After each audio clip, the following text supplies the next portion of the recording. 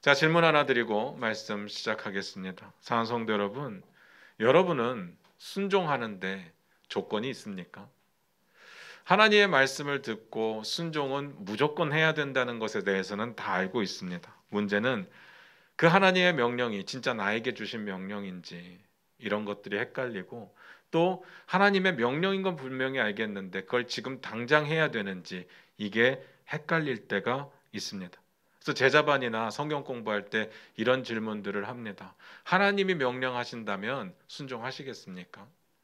제가 이런 질문을 참 자주 던지는데, 그런 질문을 받고 나서 제일 많이 듣는 대답이 뭔가 하면요, 이런 대답입니다.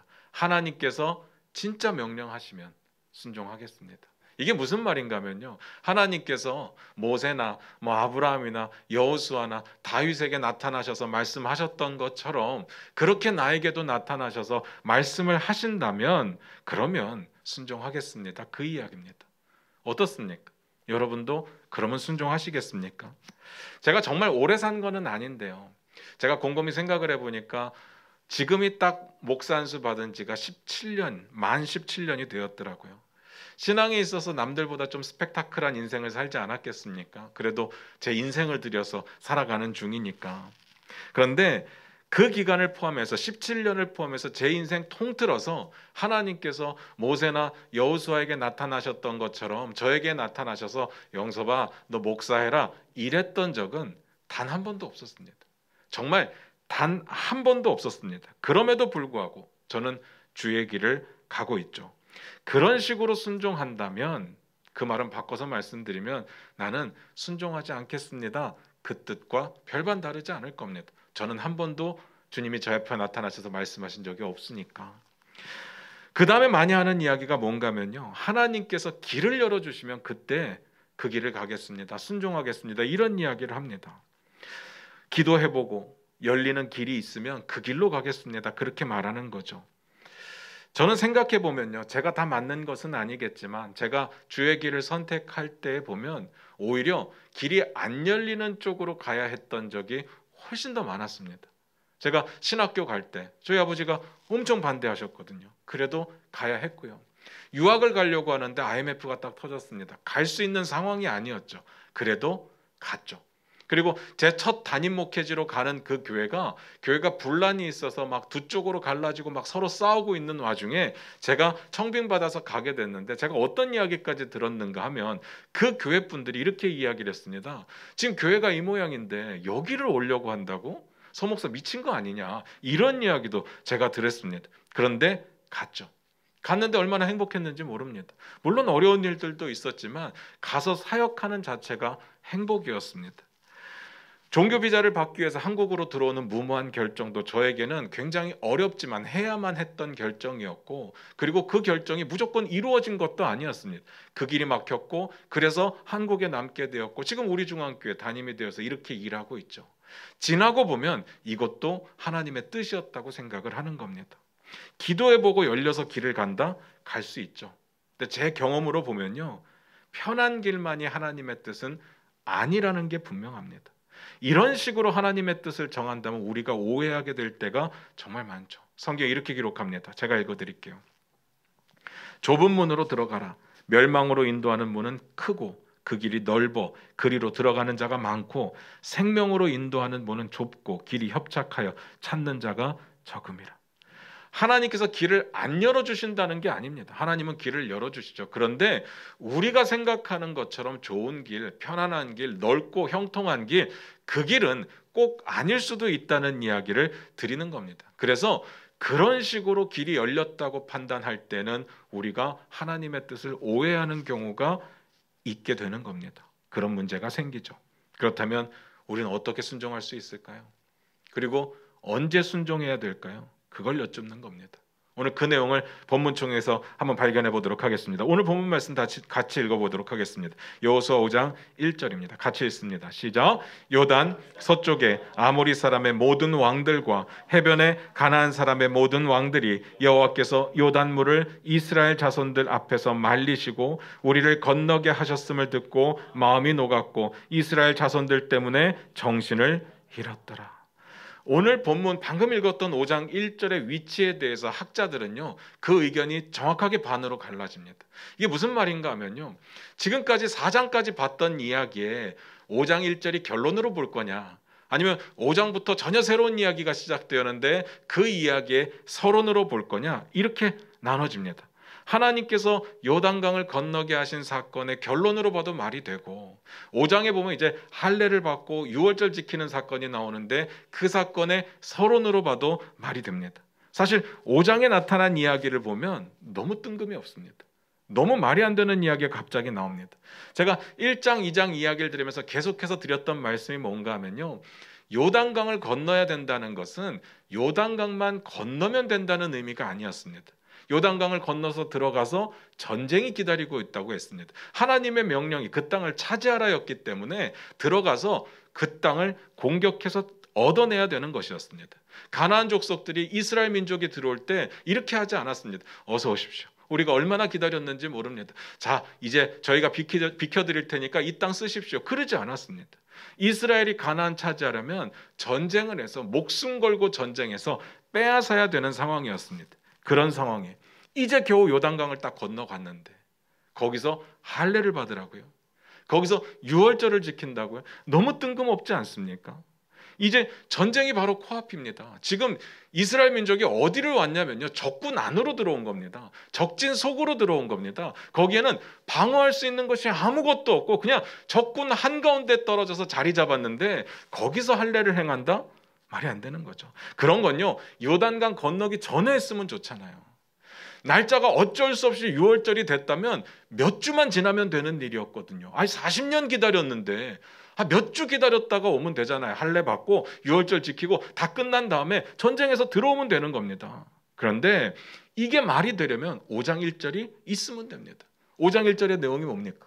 가나안에 사는 모든 민족들이 마음이 녹았고 정신이 잃었다잖아요. 지금 두려움 가운데 가득하기 때문에 이스라엘 백성들이 뭘 해도 그들에게 덤빌 생각을 아예 못했습니다.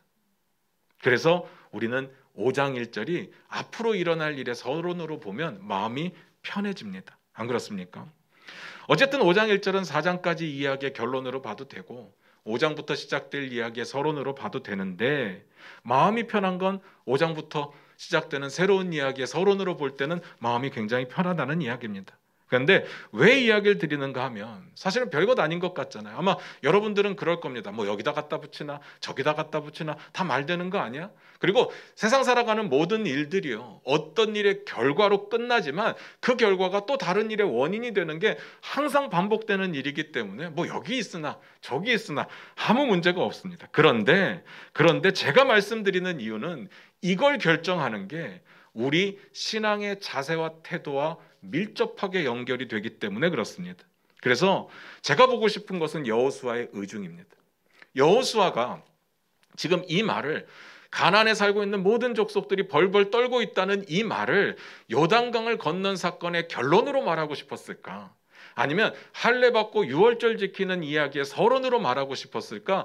그게 궁금한 겁니다. 무엇 것 같습니까? 이렇게 봐서는 사실 답은 모릅니다. 모르는 건 모르는 채로 남겨두고 계속해서 보도록 하겠습니다. 5장 1절을 다시 한번 읽어보겠습니다. 같이 읽겠습니다. 시작. 요단 서쪽에 아모리 사람의 모든 왕들과 해변에 가나안 사람의 모든 왕들이 여호와께서 요단물을 이스라엘 자손들 앞에서 말리시고 우리를 건너게 하셨음을 듣고 마음이 녹았고 이스라엘 자손들 때문에 정신을 잃었더라. 방금 읽었던 내용은 뭐 설명 안 드려도 다 아실 겁니다. 하나님께서 하나님의 임재를 드러내시고 요단강을 막으시고 그리로 이스라엘 백성들을 건너게 하시니까 그걸 바라봤던 가나안에 살고 있던 아모리 족속들과 가나안 족속들이 두려웠다는 이야기를 하고 있습니다. 당연하죠. 뭐 저 같아도 그랬을 것 같습니다. 제가 이스라엘 민족이 아닌 이상 그렇게 두려운 하나님이 저쪽 편이라고 한다면 두렵죠. 곰곰이 한번 생각을 해보시기 바랍니다. 12명의 정탐꾼을 보냈던 적이 40년 전입니다. 가나안 사람들 입장에서는요, 40년 전에 12명의 정탐꾼이 들어와서 휘짓고 돌아다니다 갔습니다. 그 뒤로 간간히 이스라엘의 소식이 들려오는 겁니다. 이랬다더라 저랬다더라. 뭐 거기까지는 괜찮은데 자세히 살펴보니까 그들이 점점 조금씩 요단강 쪽으로 오고 잘하면 가나안 쪽으로 오겠다는 생각이 드는 겁니다. 그런데 40년의 시간이 기니까 그걸 보고 있으면 오는 것 같다가도 안 오는 것 같고 안 오는 것 같다가도 오는 것 같고 잘 모르겠습니다. 마음을 푹 놓고 있었는데 정신 차리고 나니까 갑자기 요단강 동편을 쳐들어와서는 정복하고 차지해 버렸습니다. 그들의 마음속에 이런 생각이 있었을 겁니다. 그래도 요단강 있으니까 바로는 안 넘어오겠지. 강이 범람하고 있는데 바로는 안 넘어오겠지. 그러고 있었는데 갑자기 물이 마르더니 그 사이를 건너서 모든 민족이 다 건너오는 겁니다. 얼마나 놀랐겠습니까? 40년 전에 들었던 소문이 뭐였는가 하면요, 홍해 바다를 가르고 그리로 이스라엘 민족들이 건너왔답니다. 이게 말이 되는 이야기입니까? 그런데 요단강을 이렇게 건너는 모습을 보니까 40년 전에 그 이야기가 헛소문은 아니었구나, 이게 증명이 되는 겁니다. 그렇기 때문에 요단강을 건너는 그 사건을 보고 나서 그 충격은요, 요단강 사건뿐만이 아니라 홍해바다 건너는 그 사건까지 더해져서 엄청났을 겁니다. 정말 말 그대로 마음이 높고 정신을 잃을 지경이 되었을 겁니다. 그리고 이스라엘의 목적이 뭐겠습니까? 지금 요단강 건넌 목적이 뭐겠습니까? 놀러 왔겠습니까? 아니면 그냥 스쳐 지나가려고 왔겠습니까? 아니죠. 그럴 거면 요단강 동편 뭐하러 정복했겠습니까? 뭐하러 차지했겠습니까? 지금 전쟁하면서 쳐들어오는 중이니까 누가 봐도 가나안을 차지하려고 하고 있습니다. 두렵죠. 당연히 두렵습니다. 여기까지 이해가 되십니까? 자, 그런데 제가 이 부분을 곰곰이 묵상을 하다가 궁금한 게 두 개가 생겼습니다. 그 중에 첫 번째는요, 가나안 족속들을 향해서 궁금한 게 생겼습니다. 뭐가 궁금한가 하면, 아니 그렇게 두려우면 항복하면 되잖아요. 너무 쉬운 답 아닙니까? 지금 하나님이 두려운 거잖아요. 그 하나님의 능력이 두려운 거잖아요. 그냥 자기 믿던 우상들 버리고 하나님 앞에 무릎 꿇고 살려주십시오 하면 되는 겁니다. 그런데 그걸 안 하죠. 우리가 여호수아가 가나안의 정탐꾼을 보내는 사건을 봤었습니다. 그때 이런 이야기를 드렸어요. 여호수아가 가나안의 정탐꾼을 보내는 사건이 방법적으로는 여리고 함락에 아무런 도움이 안 됐습니다. 그런데 여러분 기억나시는지 모르겠는데 이 정탐꾼 보내는 사건이 남겼던 딱 하나 유익한 점이 있다면 기억나십니까? 라합이라고 하는 이방인 창녀를 구원했다는 사실입니다. 그렇게 말씀드렸습니다. 그때 라합이요, 뭐라고 했었는가 하면 한번 찾아볼게요. 여호수아서 2장 9절부터 11절입니다. 여호수아서 2장 9절부터 11절입니다. 한 목소리로 같이 한번 읽어보겠습니다. 시작. 말하되 여호와께서 이 땅을 너희에게 주신 줄을 내가 아노라. 우리가 너희를 심히 두려워하고 이 땅 주민들이 다 너희 앞에서 간담이 녹나니 이는 너희가 애굽에서 나올 때 여호와께서 너희 앞에서 홍해물을 마르게 하신 일과 너희가 요단 저쪽에 있는 아모리 사람의 두 왕 시온과 옥에게 행한 일 곧 그들을 전멸시킨 일을 우리가 들었음이니라. 우리가 듣자 곧 마음이 녹았고 너희로 말미암아 사람이 정신을 잃었나니 너희의 하나님 여호와는 위로는 하늘에서도 아래로는 땅에서도 하나님이시니라. 오늘 본문의 내용과 정확하게 똑같은 이야기를 이미 라합이 했었습니다. 왜요? 라합도 가나안에 살았으니까요. 다시 말씀드리면 가나안에 살고 있는 모든 사람들의 흐르는 감정선이 두려움입니다. 누구를 향한 두려움이요? 하나님을 향한 두려움이었습니다. 이스라엘의 하나님을 향한 두려움. 그리고 오늘 본문의 상황은요, 그때 라합이 말했던 상황보다는 훨씬 더 심각합니다. 왜냐하면 눈앞에서 요단강 건너는 거 봤잖아요. 라합이 말할 때만 해도 요단강 동편에 있었기 때문에 그게 확실한지 아닌지 그냥 소문만 듣고 두려웠었는데 지금 눈앞에서 요단강 건너는 거 봤기 때문에 이제는 진짜 두려웠습니다. 그러니까 그렇게 두려우면 제가 궁금한 건 그거예요. 라합처럼 나와서 무릎 꿇으면 되잖아요. 다 포기하면 되잖아요. 하나님 앞에 나 좀 살려달라고 하면 되잖아요. 그런데 안 나옵니다. 안 나오면서 두려워만 하죠. 너무 신기하지 않습니까? 이게 불가능한 일일까요? 전 그렇지 않아요. 불가능한 일이면 라합이 왜 나왔겠습니까? 그렇잖아요. 라합은요, 하나님 앞에 나와서 자기를 좀 구원해달라고 그 정탐꾼들을 선대했다고 나옵니다. 한번 그 부분도 읽어보겠습니다. 여호수아 2장 12절부터 13절입니다. 여호수아 2장 12절부터 13절 같이 읽겠습니다. 시작. 그러므로 이제 청하노니 내가 너희를 선대하였은즉 너희도 내 아버지의 집을 선대하도록 여호와로 내게 맹세하고 내게 증표를 내라. 그리고 나의 부모와 나의 남녀 형제와 그들에게 속한 모든 사람을 살려주어 우리 목숨을 죽음에서 건져내라. 무슨 말인지 아시겠죠? 이게 상식입니다. 이게 두려우면 진짜 할 수 있는 최선의 방법입니다. 그런데 오늘 본문에 나타난 아모리의 왕들, 가나안의 왕들은 그러지 않았습니다. 똑같이 두려운데, 아니 훨씬 더 두려운데 그러지 않았습니다. 라합처럼 하지 못했습니다. 이상하지 않습니까? 여기서 일단 짚고 넘어가고 싶은 이야기가 있는데요. 여러분 잘 기억하셔야 됩니다. 두려움은 곧 믿음은 아닙니다. 하나님이 두렵다는 이야기는 그래도 하나님이 실제로 존재한다고 인정한다는 이야기인데, 그것만 가지고 믿음이라고 말할 수는 없다는 이야기입니다. 여러분 세상 살면서 뭐가 제일 두렵습니까? 저는 돈이 제일 두렵더라고요. 그리고 살아있는 것 중에는 쥐가 제일 두렵습니다. 근데 저는 돈을 믿지는 않아요. 쥐를 믿지는 않습니다. 무슨 말인지 아시겠습니까? 두렵다는 건 그냥 두려운 거지, 두려운 것 자체가 믿으면 안 된다는 이야기입니다. 우리 믿는 사람들 중에 이거 헷갈리시는 분들이 있습니다. 나 하나님 계신 거 믿어. 하나님의 능력 믿어. 그리고 하나님은 좋으신 분인 거 믿어. 이걸 믿음이라고 착각을 하는데, 이것만 가지고 믿음은 될 수가 없습니다. 그 다음이 필요하죠. 두려워서 하나님을 붙들 거냐, 아니면 하나님의 눈으로부터 숨어 들어갈 거냐, 여기서 갈라지는 겁니다. 하나님 앞에 무릎 꿇고 은혜를 구할 거냐, 아니면 하나님을 등지고 대적하고 싸울 거냐, 뭐 싸우는 것까지는 아니더라도 하나님과 전혀 상관없는 내 길을 계속해서 갈 거냐, 이렇게 나뉩니다. 라합은 붙들었습니다. 라합은 은혜를 구했습니다. 근데 나머지는 아니었습니다. 잘 들으셔야 됩니다. 두려움이 믿음이 되려면요, 하나님 앞에 무릎 꿇고 하나님을 높이고 찬양하며 하나님의 말씀 가운데 순종할 때, 그때 믿음이 되는 겁니다. 그냥 있다는 자체, 두렵다는 자체가 믿음이 될 수는 없습니다. 어쨌든 그들은 왜 그랬을까요? 그렇게 두려웠으면 하나님 앞에 나오면 되는데, 이 부분이 궁금한 겁니다.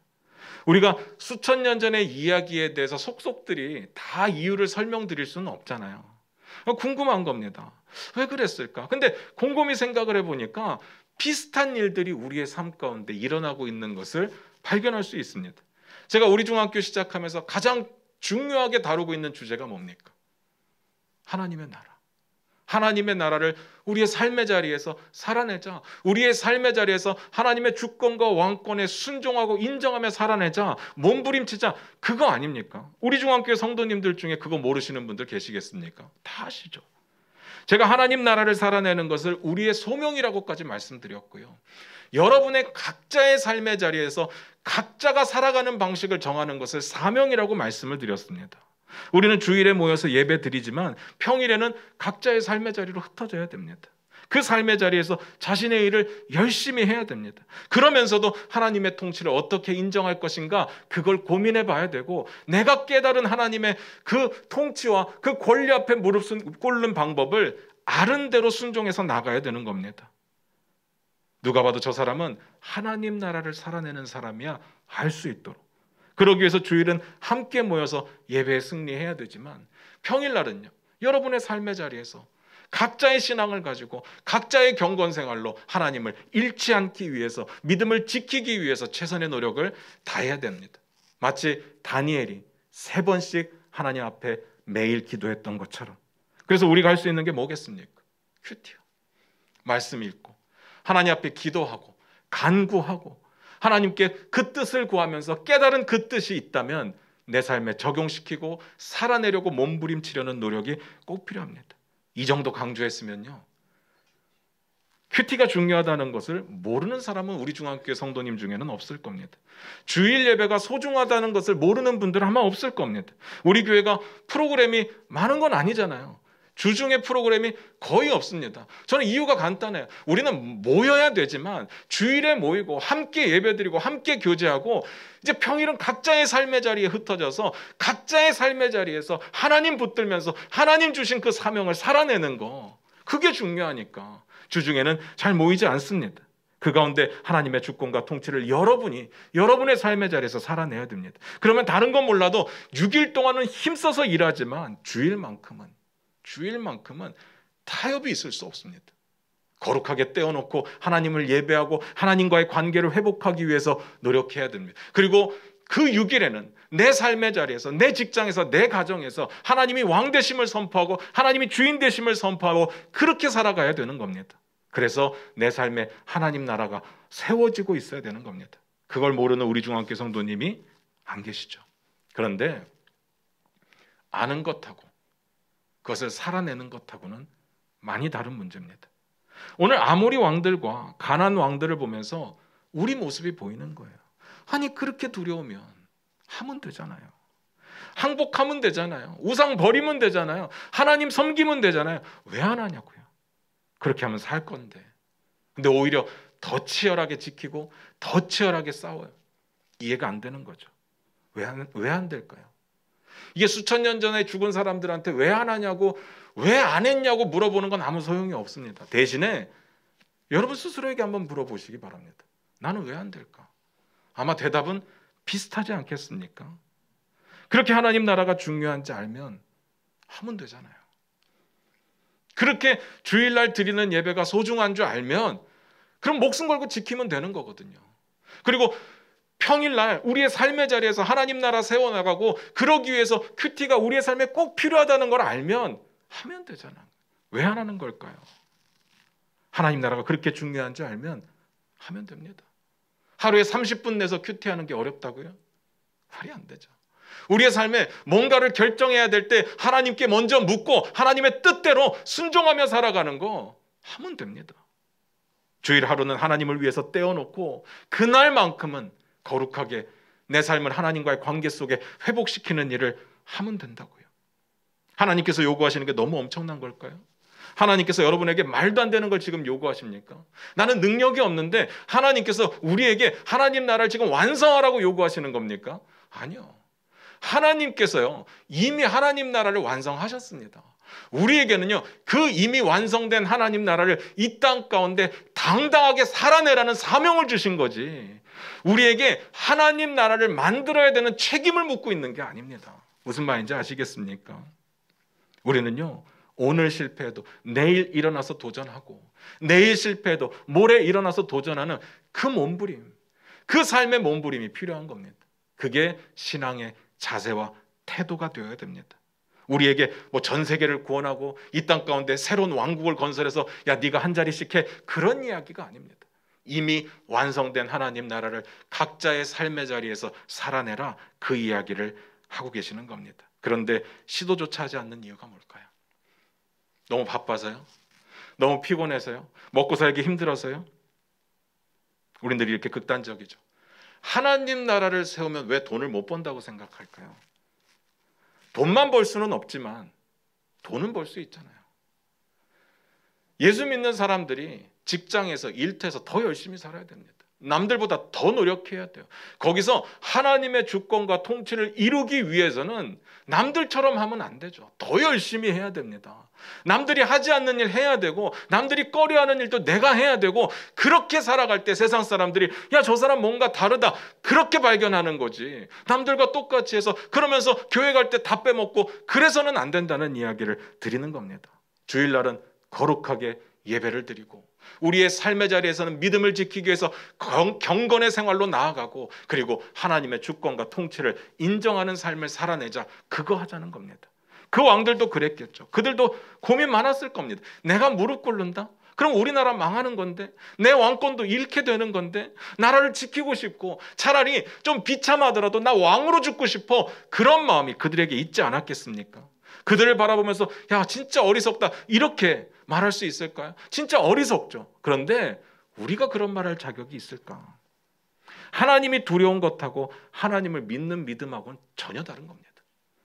제발 하나님을 두려워하는 것에서 끝나지 마시고요, 하나님을 온전히 신뢰하면서 우리의 삶에 하나님 나라를 살아내시기를 주님의 이름으로 다시 한번 부탁드립니다. 제가 앞에서 두 가지 궁금한 게 생겼다 그랬어요. 첫 번째는 가나안 족속들을 향해서 궁금한 게 생겼고, 두 번째는요 이스라엘 민족들을 향해서 궁금한 게 생겼습니다. 어떤 궁금증인가 하면요, 아모리 족속들과 가나안 족속들이 들어가서 보니까 하나님을 두려워하고 있어요. 이스라엘 자손들을 두려워하고 있습니다. 그 사실을 알았을 때 그들의 마음이 어땠을까? 이스라엘 민족의 마음이 어땠을까? 저는 개인적으로 오늘 본문을 읽으면서 느끼는 두 가지 감정은요, 허무함과 감격이었습니다. 마치 이런 거죠. 제가 어렸을 때 부모님 말씀을 진짜 잘 듣는 착한 아이였습니다.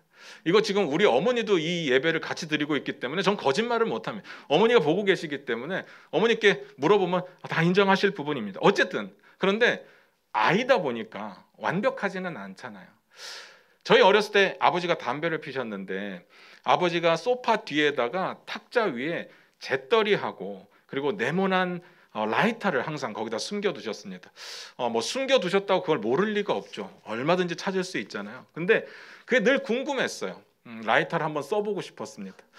어느 날 이제 부모님 다 나가시고 저 혼자 집에 있는데 라이터가 딱 눈에 들어왔습니다. 이걸 한번 써보고 싶은데 어떻게 하면 좋을까? 완벽 범죄, 완전 범죄를 저지르기 위해서 뭐가 좋을까 생각을 해보니까 옆에 티슈가 있는 거예요. 깍 티슈가. 그 티슈를 몇 장 뽑아도 그 안에 몇 장이 들어있는지 아무도 모르잖아요. 그래서 한 장을 뽑아서 딱 라이터에 불을 붙였는데 와, 이게 불이 정말 너무나도 예쁘게 타는 겁니다. 불멍이라고 요즘에 유행하잖아요. 이게 막 활활 타오르는 게 아니라 이게 불이 쫙 번져나가면서 그게 너무 예쁜 거예요. 그래서 한 장을 또 뽑아서 태우고 한 장을 또 뽑아서 태우다가 실수로 그만 소파에 불이 여기 붙어버렸습니다. 너무 놀랐죠. 어린 마음에 너무 놀라가지고 끄긴 껐는데 어떻게 껐는지를 잘 모르겠어요. 그리고 나서 딱 보니까 소파 뒤편에 A3만한 크기로 탄 자국이 생겼습니다. 그때부터 마음이 막 긴장되고 졸이기 시작했습니다. 침을 발라서 한번 닦아봤거든요. 안 닦여요. 걸레로도 닦아봤는데 안 닦입니다. 당연히 안 닦이죠. 탔는데 그게 뭐 닦는다고 닦이겠습니까? 마음이 답답하고 두렵고 걱정되고 진짜 누구 하나가 툭 치면 바로 눈물이 빵 터질 만큼 그렇게 두려운 시간을 보내고 있었습니다. 그러다 이제 아버지 어머니가 외출했다가 들어오셨죠. 그러니까 속으로 찔리는 게 있으니까 부모님을 눈도 못 마주치고 대충 인사를 하고 이제 방으로 들어갔습니다. 그때부터가 지옥 같은 그 시간이었습니다. 너무 불안하죠. 언제 걸릴까? 막 긴장되고 가슴이 터질 것 같고 막 식은땀 흐르고 막 속은 메스껍고 드디어 올 게 왔죠. 아버지가 저를 부르셨습니다. 그리고 물으셨죠. 야, 네가 그랬어? 그 한마디에 눈물이 빵 터졌죠. 맞다고, 죄송하다고.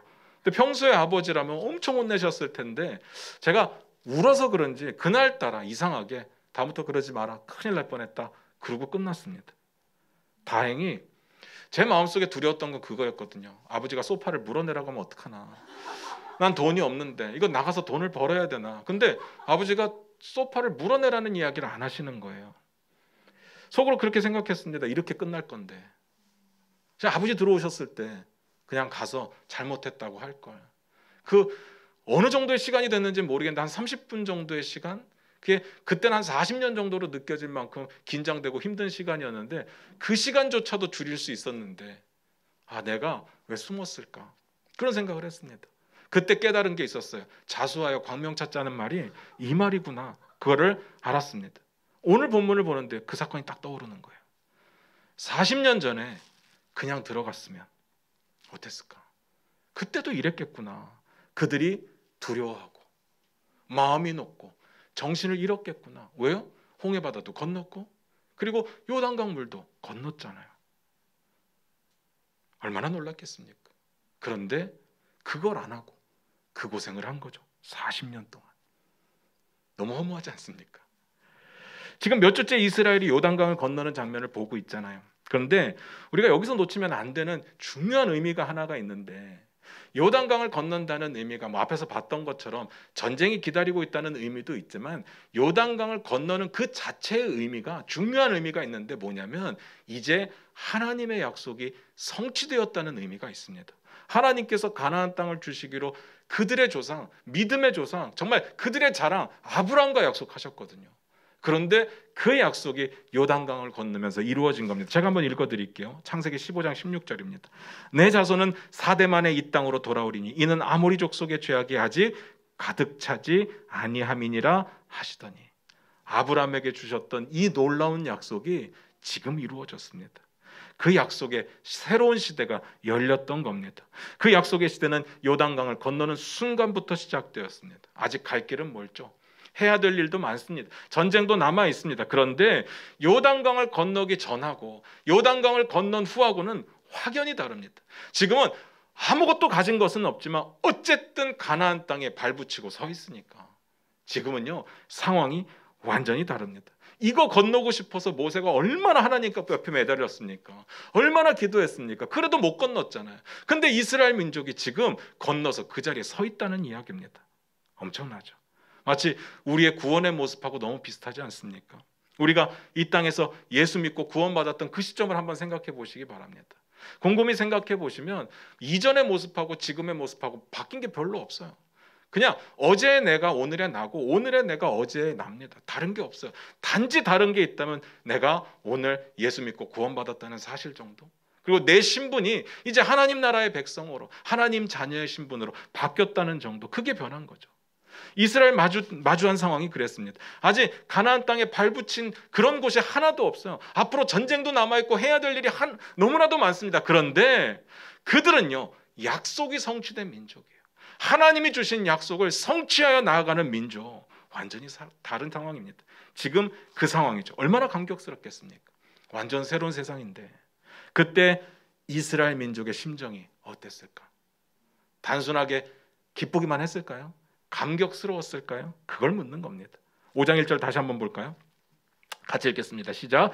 요단 서쪽에 아모리 사람의 모든 왕들과 해변에 가나안 사람의 모든 왕들이 여호와께서 요단물을 이스라엘 자손들 앞에서 말리시고 우리를 건너게 하셨음을 듣고 마음이 녹았고 이스라엘 자손들 때문에 정신을 잃었더라. 제가 무슨 이야기 드리고 싶은지 아시겠습니까?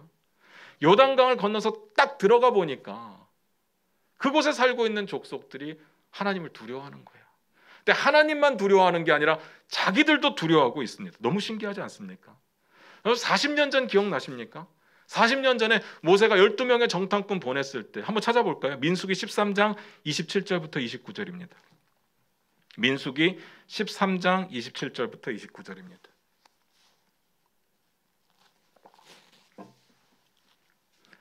같이 한번 읽어보겠습니다. 시작. 모세에게 말하여 이르되 당신이 우리를 보낸 땅에 간즉 과연 그 땅에 젖과 꿀이 흐르는데 이것은 그 땅의 과일이니이다. 그러나 그 땅 거주민은 강하고 성읍은 견고하고 심이 클 뿐 아니라 거기서 아낙 자손을 보았으며 아말렉이는 남방 땅에 거주하고 헤딘과 여부스인과 아모리인은 산지에 거주하고 가나안인은 해변과 요단가에 거주하더이다. 방금 읽었던 구절은요, 40년 전에 모세가 12명의 정탐꾼을 보냈을 때 10명이 하던 이야기입니다. 가나안 땅에 가봤더니 말 그대로 좋더라. 정말 젖과 꿀이 흐르는 땅이 맞더라. 그런데 그 땅에는 거기에 거주하는 거주민들이 너무 강하고 거기에 성읍들이 크고 견고하고 그리고 거기서 아낙 자손을 봤다. 이렇게 이야기를 하죠. 아낙 자손이 어떤 사람들인가 하면요, 민수기 13장 33절 한번 보도록 하겠습니다. 민수기 13장 33절입니다.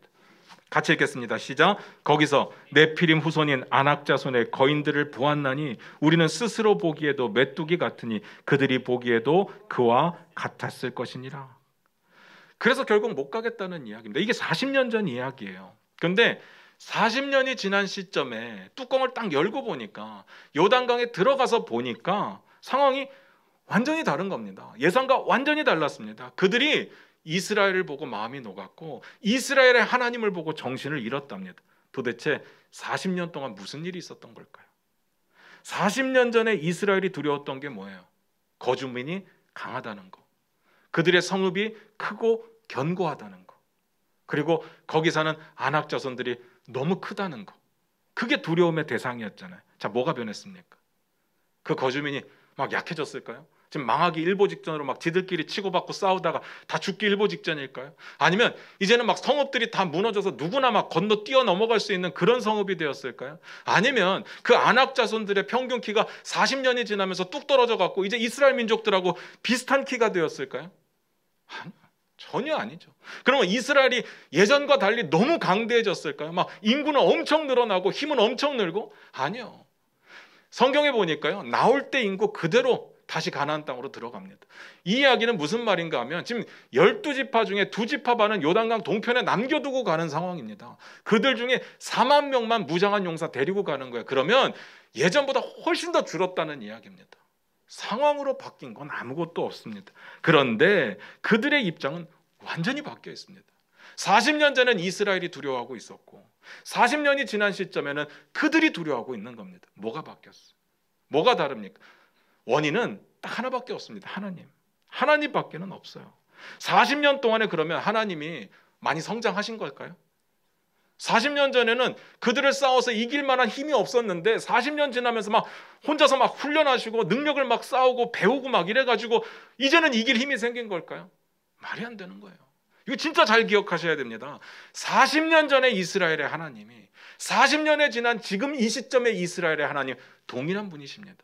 40년 동안 엄청 성장하신 게 아니라 원래 강하고 원래 능력 있는 분이셨다는 이야기를 드리고 싶은 겁니다. 무슨 말인지 아시겠습니까? 그렇다면 40년 전에 이스라엘 백성들이 그 가나안의 거주민들을 보고 성읍을 보고 막 두려워 떨면서 불안해하고 불평하면서 못 가겠다고 난리를 떨었던 그 사건이 뭐가 의미가 있었을까요? 뭐가 의미가 있었을까요? 아무 의미 없는 사건이었습니다. 40년 동안 겪었던 그 고난의 세월들은요, 사실 안 겪어도 되는 일들이었습니다. 그들이요, 광야 생활 40년 하면서 20세 이상의 어른들은 다 죽었잖아요. 그런 비참한 일을 안 겪어도 되는 것이었습니다. 만약에 순종만 했다면, 만약에 그냥 들어갔다면, 어차피 그때도 요단강 넘어서 들어갔을 테니까. 물론 그만한 믿음이 없으니까 불순종했을 거고, 그만한 믿음이 없으니까 그들에게 40년이 필요했겠죠. 무슨 말인지 아시겠습니까? 제발 부탁드립니다. 하나님의 뜻이 있을 때 상식으로 판단하지 마시기 바라요. 상황과 형편으로 판단하지 마시기 바랍니다. 자꾸 재고 따지고 하지 마시기 바랍니다. 하나님의 뜻이 있으면 그때가 순종할 때 가장 최적기라는 사실을 믿으시기 바랍니다. 나중에 인생의 한참 후반기에 가서 이런 불평은 해봐야 소용이 없습니다. 내가 10년만 젊었으면, 20년만 젊었으면 내가 하나님 나라를 위해서 더 열심히 살 텐데 이제는 힘이 없다. 그때 가서 후회해봐야 아무 소용이 없습니다. 지금이 순종할 그때입니다. 상황이 좋아지면 순종한다고요? 그런 때는 오지 않습니다. 모든 상황이 다 우리가 편안하게 믿음 생활하고 교회 섬길 수 있는 그런 시대가 올까요? 저는 안 온다고 봅니다. 여러분, 스포츠카의 비애라고 들어보셨습니까? 젊은 시절에는 스포츠카 막 타고 싶은데 돈이 없죠. 근데 나이가 들어서 스포츠카를 살 수 있는 그런 능력이 생겼을 때, 돈이 생겼을 때는 스포츠카를 탈 만큼의 열정이 사라지는 겁니다. 우리는 늘 아쉬워하며 살죠. 그때는 이렇게 했으면 좋았을 텐데. 순종할 때가 따로 있는 게 아니라 지금이 순종할 때입니다. 아멘 되십니까? 말씀 마무리 짓겠습니다. 제가 앞에서 그런 질문 드렸어요. 오늘 본문이 4장까지의 내용의 결론일지 5장부터 시작하는 내용의 서론일지 잘 모르겠다. 그런데 둘 중 하나를 꼭 골라야 된다면 저는 4장까지 내용의 결론으로 보고 싶습니다. 왜 이게 중요하냐면요, 이걸 정하는 게 우리의 신앙의 자세와 태도에 밀접한 관계가 있기 때문이라고 했습니다.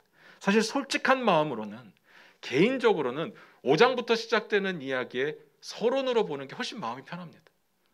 이제 가나안 땅에 들어가서 아무것도 정해진 것 없는 상황에 그래도 저들이 두려워하는 거라도 있어야 내가 그 상황에 할례라도 받죠. 만약에 저들이 안 두려워한다면 할례 받겠습니까?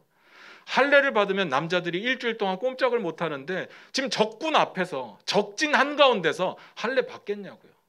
그러니까 하나님이 우리의 모든 대적들을 다 물리치시고 모든 상황들을 다 정리하시고, 야 너희 편하게 신앙생활해, 이랬으면 참 좋겠는데, 근데 하나님은 그렇게 안 하시더라고요. 하나님이 원하시는 것은 상황과 상관없습니다. 환경과 상관없어요. 형편과 상관없습니다. 그냥 순종하랍니다. 그러니까 여호수아가 이 말을 쓰면서, 야 모든 상황 하나님 정리했으니까 너희는 할례 받으면 돼, 이렇게 이야기를 했겠습니까? 저는 아니라고 보는 거예요. 하나님의 역사가 그렇게 컸기 때문에 그들이 두려워했다 끝. 그 다음에 그들은 그 가운데서도 하나님을 믿고 하나님의 신실하심을 믿고 하나님의 능력을 믿고 순종하기로 결단했다는 이야기를 드리는 겁니다. 사랑하는 성도 여러분, 여러분 언제 순종하시겠습니까? 순종의 조건이 있습니까? 어느 때에, 도대체 조건이 어떻게 되면 순종할 마음이십니까? 저와 여러분이 순종할 조건은 딱 하나입니다. 하나님이 우리와 함께 있는 것. 아브라함의 하나님이 우리 하나님 되시고, 모세 하나님이 우리 하나님 되시고, 여호수아의 하나님이 우리의 하나님 되시고, 다윗의 하나님이 우리 하나님 되시니까 40년 동안 하나님이 엄청 능력이 키워진 게 아니라면 수천 년 전에 하나님이 그 능력이 지금 약해져 있는 것도 아니라는 이야기입니다. 그때 그 하나님이 우리의 하나님이 되신다면 우리도 동일한 역사가 가능하지 않겠습니까? 다시 묻습니다. 여러분, 하나님의 명령이라면 순종하시겠습니까? 어느 때에 순종하시겠습니까? 지금이 바로 순종할 그때임을 믿으시기 바랍니다. 이 결단이 없으면 여러분이 40년 지나고 나서 그때 신앙생활 열심히 해볼 걸 살아보니까 별것 없네, 그렇게 후회하고 있을지도 모르겠습니다. 기도하겠습니다.